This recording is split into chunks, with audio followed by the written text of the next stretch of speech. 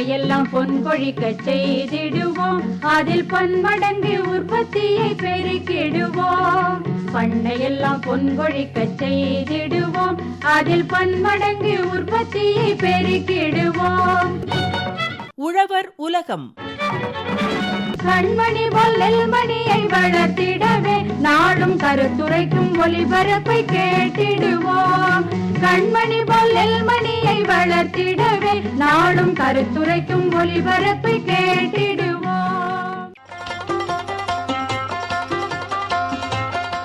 செல்லமே செல்வமே. செல்ல பிராணிகள் சார்ந்த தொழில் வாய்ப்புகள் தொடர் நிகழ்ச்சி.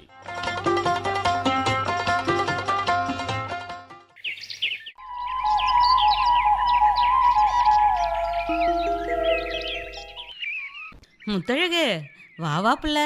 நானே ஃபோன் பண்ணணும்னு நினச்சேன், நீயே வந்துட்ட. ஏங்கா, என்ன விஷயம்? வீட்டில் காய்கறி மளிகை சாமான்லாம் தீர்ந்து போச்சு, சந்தைக்கு போய் வாங்கிட்டு வருவோம், நீயும் வரியான்னு தான் கேட்போன்னு ஃபோன் போடலான்னு நினச்சேன். அதுக்குள்ளே நீயே வந்துட்ட. அப்படியா? அதுக்கு என்னக்கா, போகலாம். எனக்கு கூட காய்கறிங்க வாங்கணும். சரி வா முத்தழகு, அப்போ நம்ம ஏன் இப்பயே கிளம்புவோம்? இப்போவே வா அக்கா. நான் சும்மா உங்களை பார்த்துட்டு போகலான்னு வந்தேன். கையில் பை இல்லை, பணமும் இல்லை, அப்படியே கூப்பிடுறீங்க. நான் வேணும்னா வீட்டுக்கு போய் எடுத்துகிட்டு வந்துடுவா? அட இருப்புல்ல, பை தானே, நான் தாரேன். இதுக்காக இங்கிருந்து உன் வீட்டுக்கு போய் திரும்பி இங்கே நீ வரத்துக்குள்ள எம்பிட்டு நேரம் ஆகும். பணமும் நானே தாரேன், நாளை கொண்டு வந்து கொடு. அதுவும் நல்ல யோசனை தான்க்கா. சரி வாங்க, அப்போ போவோம்.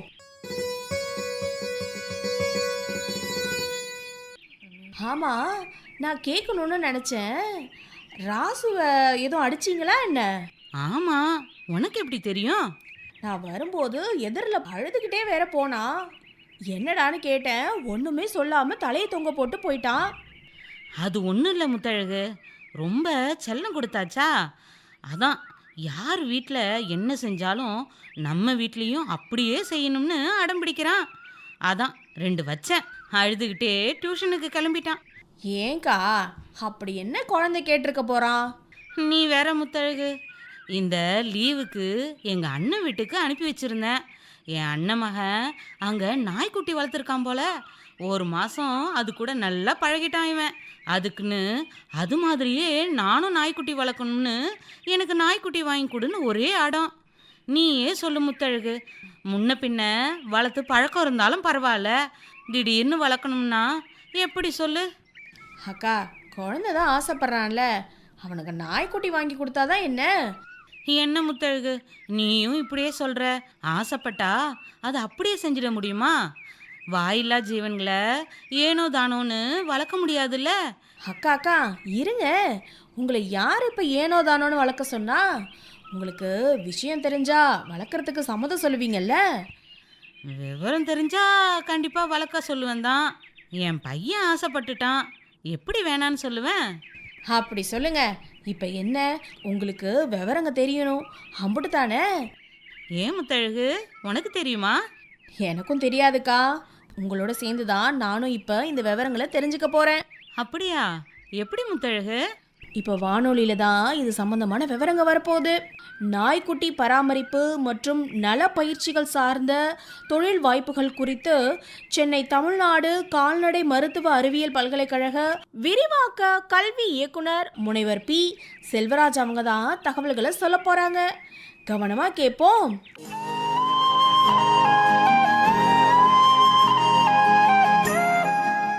இன்றைக்கி செல்லப்பிராணிகள் எல்லா வீடுகளிலும் இருந்துகிட்ருக்கு. அதை நல்லபடியாக நம்ம வளர்க்குறோமா, அதுக்கான தேவைகளை பூர்த்தி செய்கிறோமா அப்படிங்கிறது நிறைய பேருக்கு தெரியறதில்ல. அது பற்றின விழிப்புணர்வை ஏற்படுத்துறதுக்கு தான் அகில இந்திய வானொலி சென்னையும் கால்நடை மருத்துவரியல் பல்கலைக்கழகம் சேர்ந்து இந்த நிகழ்வை நடத்துகிறோம். இதில் மெயினாக இப்போ குட்டிகளை எப்படி பராமரிப்புங்கிறது ரொம்ப முக்கியம். முதல்ல நம்ம ஒரு நாய்க்குட்டி வாங்கணும்னு ஆசையாக இருக்கும். அந்த குட்டி வாங்குறதுக்கு முன்னாடி நம்ம சில பேசிக் ஹோம்ஒர்க் நம்ம பண்ண வேண்டியிருக்கும். என்னென்னா, நாய்க்குட்டிகளை வளர்க்குறது ரொம்ப சந்தோஷமான நிகழ்ச்சி தான். அது ஒரு மிக மகிழ்ச்சியான பயணம். அதுகளோட டைம் ஸ்பெண்ட் பண்ணுறது குடும்ப நண்பர்கள் அத்தனை பேர்த்துக்கு பிடிச்சது. ஆனால் அதே சமயம் அவங்களுக்கு ஆரோக்கியமான உணவு கூட கிடைக்குதா, அதுக்கான மனநல அழுத்தங்கள் இல்லாமல் அவை நல்லா ஆரோக்கியமாக சந்தோஷமாக இருக்காங்களா, இதெல்லாம் தான் நம்ம பார்க்கணும். முக்கியமான ஒரு காரணம், நாய்க்குட்டிகள் வந்து ஒரு 2 வயசு வரைக்கும் ரொம்ப சுறுசுறுப்பாக அழகாக விளையாண்டுட்ருக்கும். அப்புறம் கொஞ்சம் அதனோட ஆக்டிவிட்டிங்கிறது வந்து கொஞ்சம் குறைய ஆரம்பிக்கும். அந்த டைம் நம்ம அது மேலே அன்பு செலுத்துறது குறைஞ்சி போகிறக்கு வாய்ப்பு இருக்கும். அதெல்லாம் இல்லாமல் ஒரு நாய் வாங்கினோம்னா 10லேருந்து 15 வருஷங்களுக்கு நம்ம அதுக்கான நேரத்தை செலவிட்டு நல்லபடியாக பாதுகாக்கிற அளவுக்கு நம்ம திட்டமிடல் இருக்கணும். அந்த திட்டமிடலோடு தான் நாய்க்குட்டிகளை வளர்த்தணும். குட்டிகளை எங்கே வாங்கிக்கிறோம் அப்படிங்கிறது வந்து நம்ம நண்பர்கள் வீடுகள், தெரிஞ்சவங்க வீடுகள்லேருந்து வாங்குறது ரொம்ப நல்லது. நம்பகமான விற்பனை நிலையங்கள்லேருந்து வாங்குறது நல்லது. அதனோட தாய் தந்தையர் பற்றி தகவல்களை தெரிஞ்சுட்டு வாங்குறது நல்லது. இப்போ குட்டி வாங்கும்போது அல்லது இன்னொரு நண்பர் வீட்டில் ஒரு நாய்க்குட்டி போட்டிருக்கு எடுத்துகிட்டு வரோம் அப்படிங்கும்போது எப்போ நம்ம வீட்டுக்கு எடுத்துகிட்டு வரோம் அப்படிங்கிறது ரொம்ப முக்கியம். குட்டி போட்டோடனே ஆசையாக உடனே தூக்கிட்டு வர முடியாது. 1 வாரத்தில் 2 வாரத்தில் தூக்கிட்டு வர முடியாது. குறைஞ்சது 6 வாரத்துக்கு அந்த குட்டிகள் அம்மாவோட தாயோடு இருக்கணும், தாய்ப்பால் குடிச்சிட்ருக்கணும். இந்த 6 வாரம் அது தாய்ப்பால் குடிக்கல அப்படின்னா அதுக்கான நோய் எதிர்ப்பு சக்தி ரொம்ப குறைஞ்சிரும். குட்டிகள் ரொம்ப ஒரு நோஞ்சான் குட்டிகளாக வர்றதுக்கு வாய்ப்பு இருக்கும். அதை தடுக்கிறதுக்காக குறைஞ்சது 6 வாரம். நீங்கள் வெளியில் வாங்கினா கூட 8 வாரத்துக்கு மேலான நாய்க்குட்டிகளை மட்டும் வாங்கி உங்கள் வீட்டுக்கு கொண்டு வரணும். அதுக்கு முன்னாடி குட்டிகளை வாங்கினீங்கன்னா நிறைய சவால்கள் இருக்கும். அது வந்து பழைய நிலைமைக்கு வருமா அப்படிங்கிறது எல்லாத்துக்குமே பெரிய ஒரு சவாலான விஷயமாக தான் இருக்கும். அதுக்கு அடுத்தது 6 வாரம் கழித்து பால், இப்போ தாயிட்ட பால் குடிச்சிட்ருக்குது, பால் எப்போ மறக்க வைக்கிறோம் அப்படின்னா 6 வாரத்துலேருந்து ஆரம்பித்து 8 வாரத்துக்குள்ள மறக்க வைக்கலாம். நிறைய பேர் வந்து ரொம்ப விற்கணுங்கிற ஆசையில் 7 குட்டி இருக்குது, 10 குட்டி இருக்குது, பால் பத்தாது அப்படின்னு நினச்சிட்டு 4 வாரத்துலையெல்லாம் கூட பிரிச்சுருவாங்க. அந்த மாதிரி குட்டிகளை வாங்குறத நம்ம தவிர்க்கணும். 6லேருந்து 8 வாரம் பால் குடிச்சிட்டு அதுக்கு முறை பிரித்தா குட்டிகள் ஆரோக்கியமானதாக இருக்கும். இது எப்படி பால் கொடுக்கறத மறக்கடிக்கிறது அப்படின்னா, இப்போ வயசான அடல்ட் டாக்ஸ்க்கு இல்லாமல் குட்டிகளுக்குன்னு ஒரு சமச்சீர் தீவனம் இருக்கும். அதுகளை நீங்கள் வாங்கிக்கலாம். அப்படி கிடைக்கல அப்படிங்கிற பட்சத்தில் நம்ம குழந்தைகளுக்கு எப்படி உணவு அளிக்கிறோம், இளங்குழந்தைகளுக்கு, பச்சை குழந்தைகளுக்கு முட்டையை நல்லா அவிச்சு கொடுக்கறது, இறைச்சி வகைகளை நல்லா அவிச்சு வேக வச்சு பருப்பு, சில காய்கறி துண்டு அந்த மாதிரி சேர்த்து கொடுக்கறது, கால்சியம் நிறைந்த உணவுப் பொருட்களை கொடுக்கறது, இதெல்லாம் தான் தேவை. முடிஞ்ச வரைக்கும் நம்ம மனுஷங்க சாப்பிட்ற இந்த ஃபாஸ்ட் ஃபுட் அப்படிங்கிற துரித உணவு வகைகளை குட்டிகளுக்கு கொடுத்துடக்கூடாது. இந்த வயசான நாய்களுக்கும் நம்ம கொடுக்கக்கூடாது. நம்ம சாப்பிட்ற சாப்பாடு நிறைய மிஞ்சிருச்சு அப்படின்றக்காக அடிக்கடி அதுக்கு கொடுக்கக்கூடாது. அதே சமயம் தயிர் மாதிரி பால் பொருட்கள் வந்து நம்ம கொஞ்சம் கொஞ்சம் கொடுக்கறதுல தப்பு கிடையாது. அதுக்கு நல்லதும் கூட. இந்த ப்ரோபயோட்டிக்ஸ் இதெல்லாம் வந்து தயிரில் இருக்கும். அப்புறம் உணவு எப்படி கொடுப்பீங்க அப்படிங்கிறது. இப்போ சின்ன குட்டியாக இருக்குது, ஒரு 4-5 மாதம் வரைக்கும், 3 மாதம் அட்லீஸ்ட்டு 3 மாதம் வரைக்கும் பார்த்திங்கன்னா ஒரு நாளைக்கு குறைஞ்சது 4லேருந்து 5 முறை கொடுக்கணும். நம்ம மனுஷனை மாதிரி காலையில் ஒரு முறை, மதியம் ஒரு முறை, சாயந்தரம் ஒரு முறைன்னு குட்டிகளுக்கு இருக்கக்கூடாது. அடிக்கடி கொடுக்கணும். ரொம்ப குறைவான அளவு. அந்த குட்டிகளோட வயிறே பார்த்திங்கன்னா ஒரு 2 ஸ்பூன் 3 ஸ்பூன் சாப்பாடை தான் உள்ளே கொள்ளும். அந்த அளவுக்கு சின்ன அளவில் ஆனால் அடிக்கடி கொடுக்கலாம். 5 முறை 6 முறை வரைக்கும் கொடுக்கலாம். அவை கொஞ்சம் வளர்ந்துருச்சுன்னா, நல்லா பெருசாகிருச்சு, ஓரளவுக்கு பசி தாக்குது அப்படின்னா 2லேருந்து 3 வரைக்கும் குறைச்சி கொடுத்துக்க ஆரம்பிக்கலாம். எப்போவுமே ஆனால் நல்ல குடிநீர் வந்து பக்கத்தில் இருக்கணும். அதுகளுக்கான பாத்திரங்களில் குடிநீர் வச்சு இருக்கணும். இந்த பாத்திரங்களை வந்து தினமும் சுடுதண்ணி வச்சு சுத்தம் பண்ணணும், உலர வைக்கணும், அப்புறம் தான் தண்ணி ஊற்றணும். நிறைய பேர் அந்த பாத்திரங்களை கழுவுறக்கோ கஷ்டப்பட்டுட்டோ இல்லை விட்டுட்டோ அதுலேயே திருப்பி திருப்பி ஊற்றும்போது அதில் கிருமிகளோட எண்ணிக்கை அதிகமாகும். அதனால் வயிற்றுப்போக்கு அந்த மாதிரி நோய்கள் வர்றதுக்கும் வாய்ப்புகள் உண்டு. அடிக்கடி குட்டிகளில் நோய் வரக்கு ஒரு முக்கியமான காரணம் இந்த பாத்திரங்கள் மற்றும் இந்த படுக்கை விரிப்புகள், இதுகளை வந்து சுத்தம் பண்ணாமல் நம்ம அப்படியே வச்சுக்கிறது தான். அதே மாதிரி சிறு வயசுலேயே வந்து அதுக்கு வந்து சிறுநீர் போகிறக்கோ மலம் கழிக்கிறக்கோ பயிற்சி கொடுக்க ஆரம்பிச்சிடணும். டாய்லெட் ட்ரைனிங் ரொம்ப அழியராகவே ஸ்டார்ட் பண்ணணும். அது நீங்களே பண்ணிக்கலாம், அது ஒன்றும் பெரியதில்லை. அதுகளை ஒரு 4-5 முறை கொண்டே காமிச்சு இங்கே உட்கார வைக்கணும் அப்படின்னா அது புரிஞ்சுக்கும். அதுக்கு அடுத்தது தடுப்பூசி எப்போ போடுறது நிறைய பேருக்கு தெரியாது. சில பேர் வந்து கொஞ்சம் பெருசாகி போட்டுக்கலான்னு விட்டுருவாங்க. சில பேர் ரொம்ப சின்ன குட்டி தூக்கிட்டு வருவாங்க. அந்த மாதிரி வரக்கூடாது. 6 வாரம் முடிஞ்சிருச்சுன்னா தடுப்பூசி ஆரம்பிக்கலாம். முதல் தடுப்பூசி 6லேருந்து 8 வாரம், மொத்தம் 4 இதாக போட வேண்டியிருக்கும். அதாவது டிஸ்டம்பர் நோய், பார்வோ நோய், ரேபிஸ் நோய், அப்புறம் லெப்டோஸ்பைரா, இதுக்கெல்லாம் சேர்ந்து தடுப்பூசி இருக்குது. இது வந்து ஒரு அட்டவணைப்படி போடணும். தடுப்பூசி கூட முக்கியமாக பண்ண வேண்டிய இன்னொரு நிகழ்வு என்னென்னா குடற்புழு நீக்கம். இந்த நாய்களுக்கு வந்து குடற்புழு வந்து கட்டாயமாக மருந்து கொடுத்துட்ருக்கணும். அதை எப்போ கொடுக்கறது அப்படிங்கிறது முக்கியம். முதல் மருந்து வந்து 2ஆவது வாரம் 3ஆவது வாரத்துலேயே ஆரம்பிக்கலாம், 1 மாதத்துலேயே ஆரம்பிக்கலாம். 3 மாதம் வயசாக வரைக்கும் 2 வாரத்துக்கு ஒரு முறை அதுகளுக்கு வந்து குடற்புழு மருந்து கொடுத்துருக்கணும். அதுக்கும் பிறகு ஒவ்வொரு 6 மாதத்துக்கு ஒரு முறை கொடுத்துட்ருக்கணும்.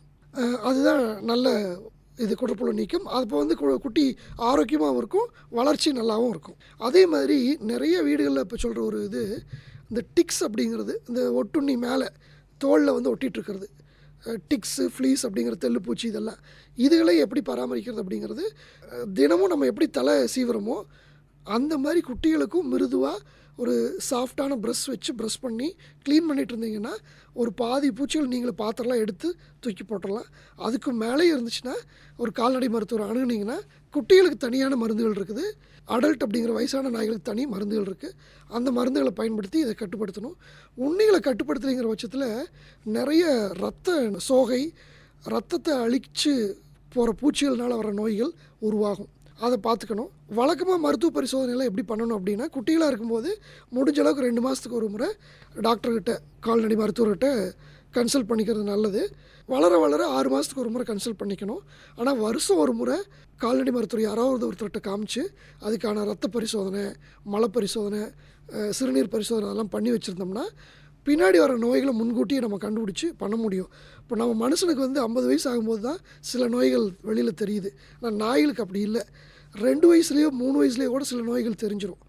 கிட்டத்தட்ட மனுஷனுக்கும் நம்மளுக்குள்ள இது பார்த்திங்கன்னா, இப்போ நாய்க்கு 1 வயசு அப்படின்னா மனுஷனுக்கு வந்து ஒரு 7லேருந்து 8 வயசு அந்த மாதிரி அர்த்தம்.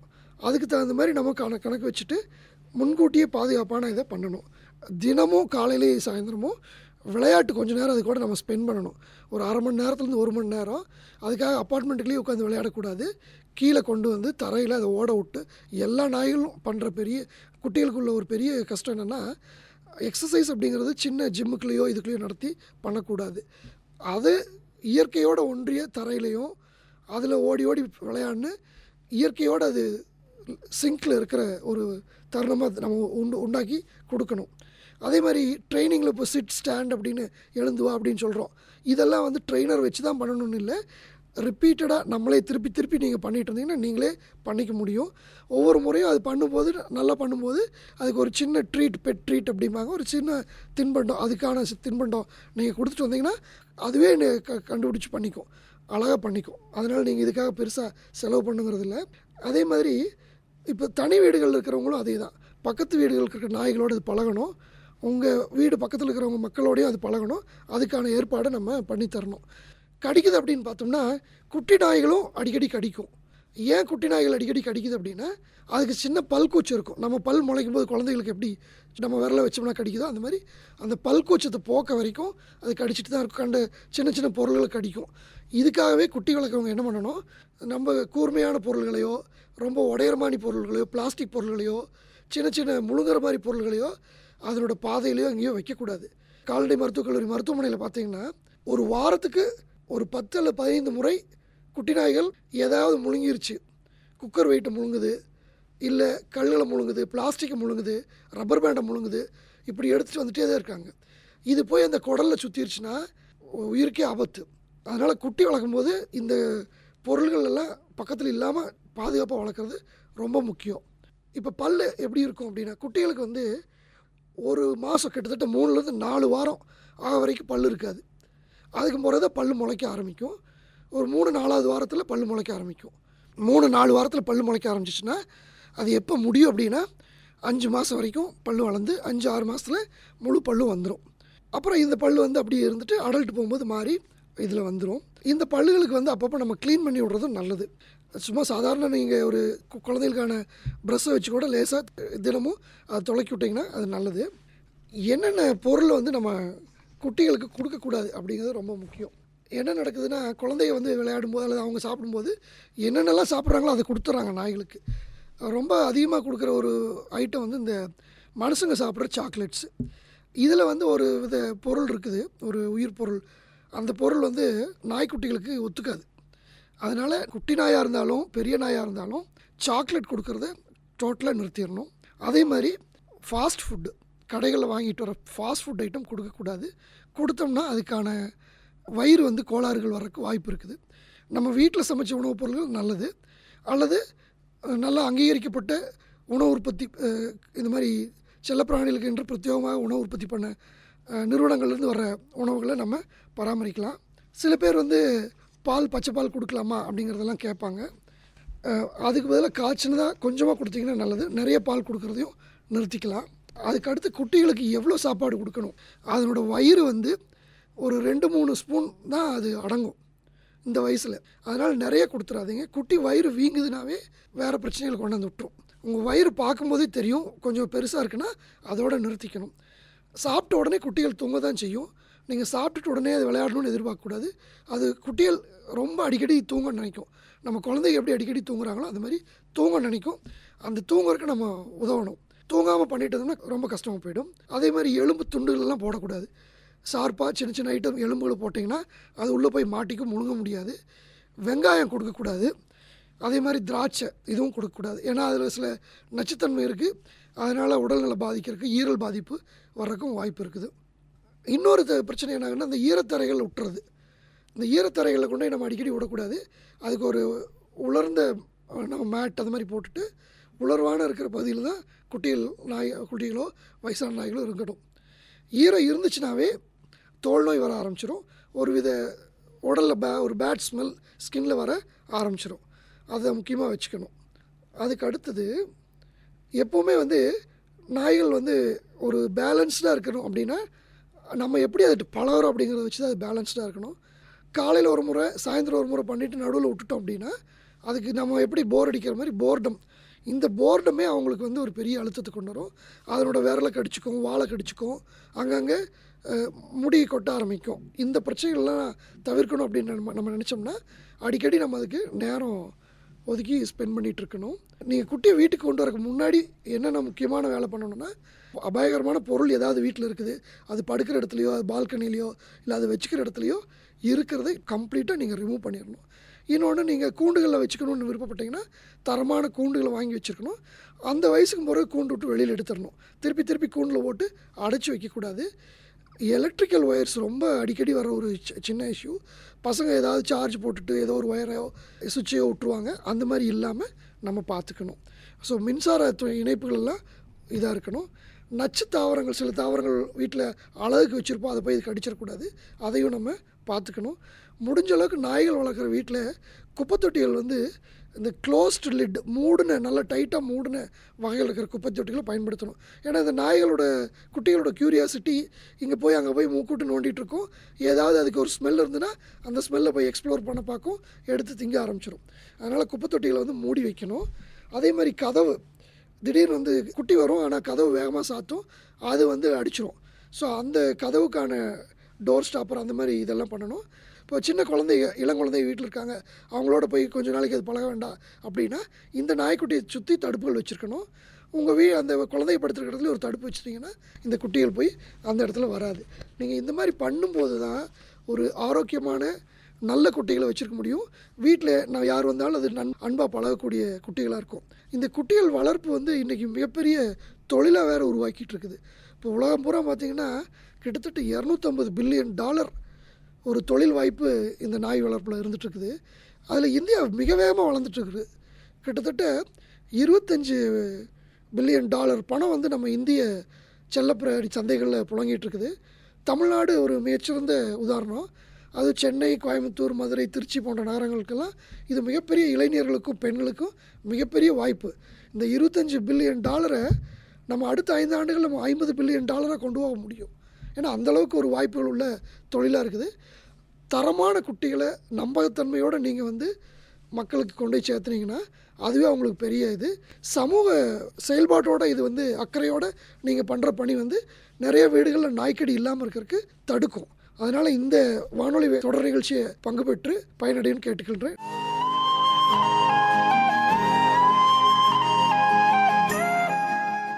என்ன பட்டக்கா, நாய்க்குட்டி பராமரிப்பு மற்றும் நல பயிற்சிகள் சார்ந்த தொழில் வாய்ப்புகள் குறித்து சென்னை தமிழ்நாடு கால்நடை மருத்துவ அறிவியல் பல்கலைக்கழக விரிவாக்க கல்வி இயக்குனர் முனைவர் பி. செல்வராஜ் அவங்க சொன்ன தகவல்களை கேட்டிங்களா? முத்தழகு, நாய்க்குட்டிங்களை எத்தனை நாள் குட்டியாக வாங்கணும், எப்படி வளர்க்கணும், எப்படி நோய் வராமல் பராமரிக்கணும், இப்படி எல்லா விவரங்களையும் அழகாக தெளிவாக எல்லாம் எடுத்து சொன்னார். ஆமாக்கா, அதோட அதுக்கு எந்தெந்த உணவுப் பொருட்களை கொடுக்கணும், எதை எதை கொடுக்கக்கூடாது, இப்படி எல்லா விவரத்தையும் தெளிவாக சொல்லிவிட்டாரு. ஆமா முத்தழகு, நானும் தான் கேட்டனே. இந்த விவரங்களை கேட்டதுக்கு அப்புறம் எனக்கும் கூட நாய் வளர்க்கணும்னு ஆசை வந்துருச்சு. சூப்பர்க்கா. எங்கள் தம்பி வீட்டில் நாய் ஒன்று குட்டிங்க போட்டிருக்கு. அதுலேருந்து நான் ஒரு குட்டி ஒன்று எடுத்துகிட்டு வந்து தரேன்க்கா. அப்படியா? ரொம்ப சந்தோஷம் முத்தழகு. ராசுக்கு விஷயம் தெரிஞ்சா சந்தோஷத்துல தலகால் தெரியாம குதிப்பான். நாளைக்கு அவனுக்கு பிறந்த நாள் வேற. அப்புறம் என்ன, பிறந்தநாள் பரிசா ராசு ஆசைப்பட்ட மாதிரியே நம்ம நாய்க்குட்டியை பரிசா கொடுத்துடுவோம். ஆமா ஆமா, சரியா சொன்ன முத்தழகு. கால்நடை நமது தோழன், அதை கருத்துடன் காத்திட வேணும். கால்நடை நமது தோழன், அதை கருத்துடன் காத்திட வேணும். பால் வளம் பெருகிட செய்யும், தாய் பசுவால் நலன் பல கிட்டும். பால்வளம் பெருகிட செய்யும், தாய் பசுவால் நலன் பல கிட்டும். அந்த கால்நடை நமது தோழன், அதை கருத்துடன் காத்திட வேணும். பால்வளம் பெருகிட செய்யும், தாய் பசுவால் நலன் பல கிட்டும்.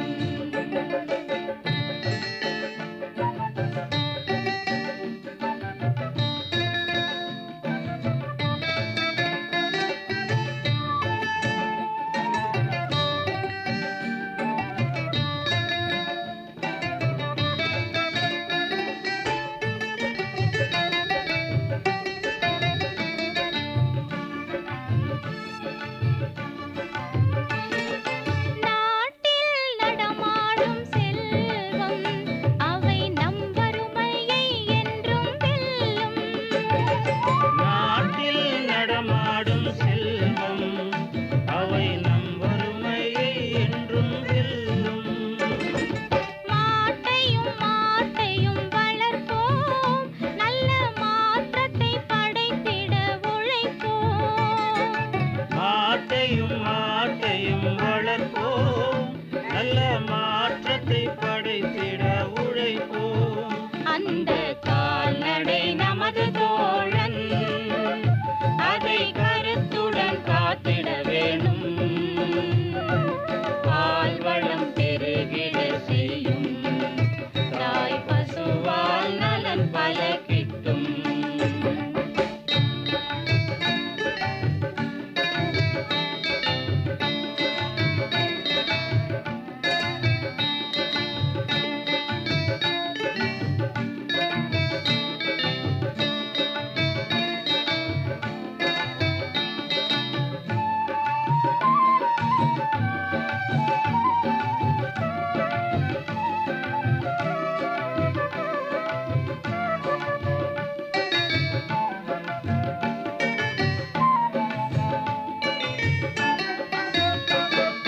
நூற்றுக்கு நூறு நன்மை கால்நடைகளில் கிடைப்பது உண்மை. நூற்றுக்கு நூறு நன்மை கால்நடைகளில் கிடைப்பது உண்மை. வீட்டுக்கு வீடு சிறப்பு, ஏர் உழவுக்கு எருதுகள் சிறப்பு. வீட்டுக்கு வீடு சிறப்பு, ஏர் உழவுக்கு எருதுகள் சிறப்பு. அந்த கால்நடை நமது தோழன், அதை கருத்துடன் காத்திட வேணும்.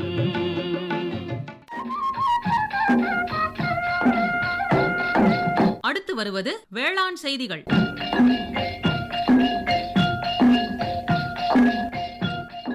நெல் வேர்முடிச்சி நூற்புழு. உலக மக்கள் தொகையில் 50% மேற்பட்டோருக்கு அரிசியே பிரதான உணவாகும். நெல் பெரும்பாலும் நன்சை சாகுபடியாக பயிரிடப்படுகிறது. காலநிலை மாற்றத்தினாலும் பருவமழை தவறுதலாலும் பாசன நீர் தட்டுப்பாட்டினாலும் செம்மை நெல் சாகுபடி, நேரடி நெல் விதைப்பு போன்ற முறைகள் பின்பற்றப்பட்டு நெல் சாகுபடி செய்யப்பட்டு வருகிறது. நன்செய் நெல் சாகுபடியை காட்டிலும் செம்மை நெல் சாகுபடி மற்றும் நேரடி நெல் விதைப்பு முறைகளில் சாகுபடி செய்யும் பயிரை வேர்முடிச்சி நூற்புழுக்கள் அதிகம் பாதிக்கின்றன. நெற்பயிரை தாக்கும் பல்வேறு உயிரியல் காரணிகளுள் நூற்புழுக்களும் ஒன்றாகும்.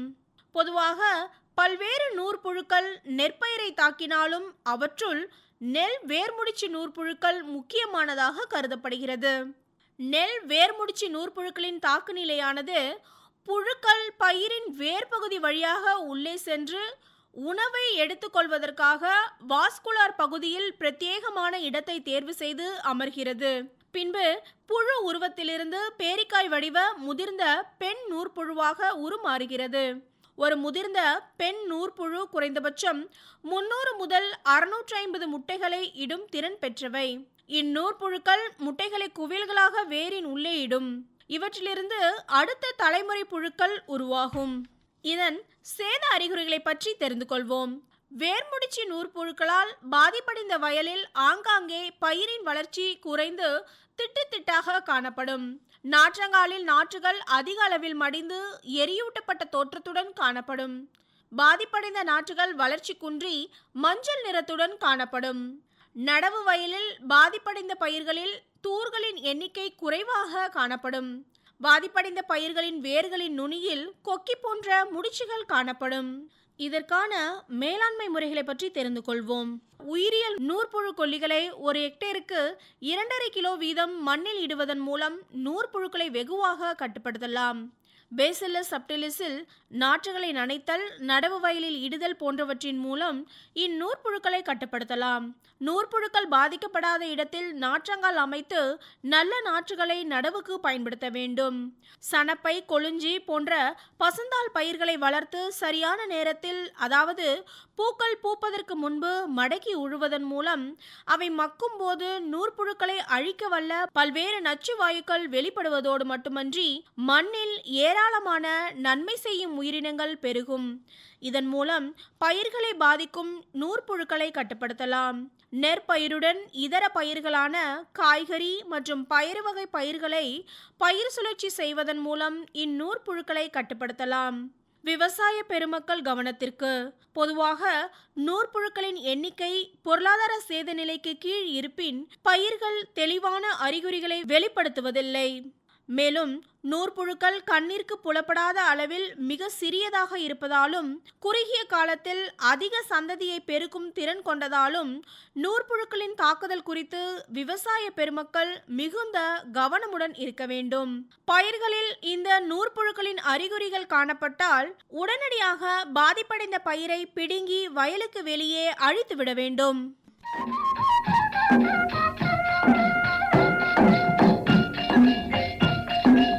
இதுவரை வேளாண் செய்திகள் கேட்டீர்கள்.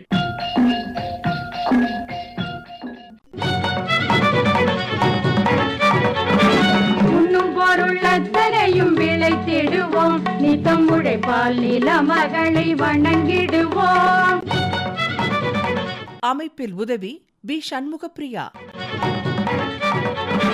உண்ணும் பொருள் அத்தனையும் விளைத்திடுவோம், நித்தம் உழைப்பால் நில மகளை வணங்கிடுவோம். அமைப்பு எஸ். முருகேசன். பொட்டலையும் பூம்பொழிலாய் திருத்திடுவோம், அதற்கு புத்தம் புது முறைகளையும் புகுத்திடுவோம். பொட்டலையும் பூம்பொழிலாய் திருத்திடுவோம், அதற்கு புத்தம் புது முறைகளையும் புகுத்திடுவோம். இத்துடன் இன்றைய உழவர் உலகம் நிகழ்ச்சி நிறைவு பெறுகிறது.